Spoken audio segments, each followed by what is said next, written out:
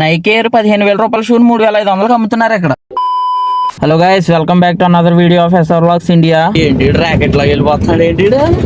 Kuwait లో కూడా bus tickets check చేస్తారని నాకు ఇప్పుడే తెలిసింది. మ్యాటర్ ఏంటంటే మా ఫ్రెండ్ ఇంటికి వెళ్తున్నాడు సామాన్లు కొనుక్కోవడానికి, కానీ బయటికి వెళ్తున్నాడు. మన శుక్రవారం బయటికి వెళ్ళాడు. సో నేను కూడా సెలవుకి వెళ్ళలేదు కదా కూడా వెళ్ళాను. సూక్ జుమ్మాకి వెళ్ళాము. ఇప్పుడు సూక్ జుమ్మా అని ఎందుకంటారని నన్ను అడగండి. ఎందుకంటే సూక్ అంటే షాపులు, జుమ్మా అంటే సెలవు, రెండింటిని కలిపి సూక్ జుమ్మా అంటారు. అదే నాకు తెలుసు.